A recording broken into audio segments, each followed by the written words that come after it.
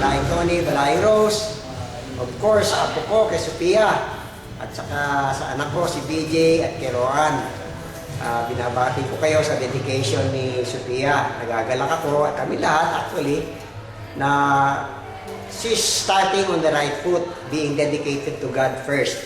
So, nung sa ganoon, bago siya lumaki, at sa paglaki niya, dala niya yung katotohanan na siya dinedicate na sa Diyos. At bilang dedicated na bata, lalaki siya may patnubay, may pagpapala ng may kapala. Naniniwala naman ako na mapapanuto ang buhay ni Sophia kasi ang mag-asawang Roan at BJ, mananampalataya at mga anak ng Diyos. At lalo na, kapiling pa niya ang kanyang mga lola at lolo, si Paring Tony, si Balaing Tony, si Pastor Tony, si Balaing Rose, nagagabay din sa kanyang paglaki.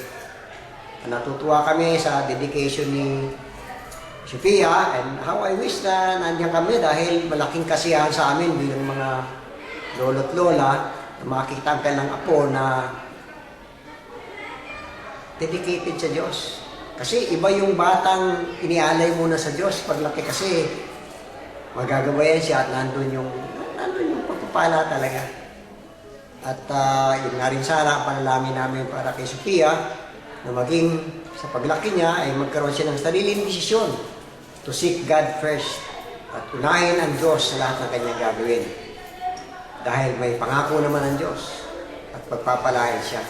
Napakarami ng promises ng Diyos. At ako sa buhay ko, sa eksperyensya ko sa Diyos, nakita ko na kung paano kumilos ang kamay ng Diyos sa mga dinaanan namin.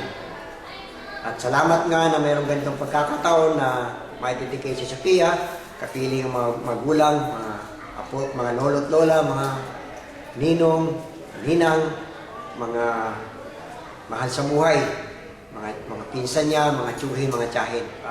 At inihiling ko na sana may mga ganitong maraming pagkakataon na magkakasalo-salo kayong magkakapatid, BJ, no? Upang sa ganon, isang pagkakataon to na magkakamustahan at lalo tigit sana na magkaroon ng fellowship sa Panginoon.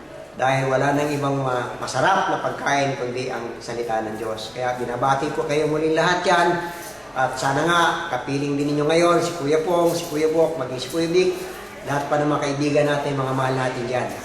At nagpapasalamat ako sa Panginoon na nabigyan tayo ng pagkakataon tulad dito. At nagpapasalamat din ako sa mga kaibigan namin dito, lalo na kay Pastor Jandy, na siyang nagtiyagang kumuha ng video at nag-edit nito at naglagay sa YouTube.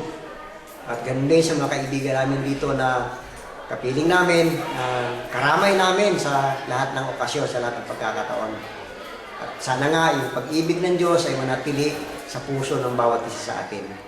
Muli, maligayang dedication sa iyo, Sophia. Pagpalain ka ng buong may kapal.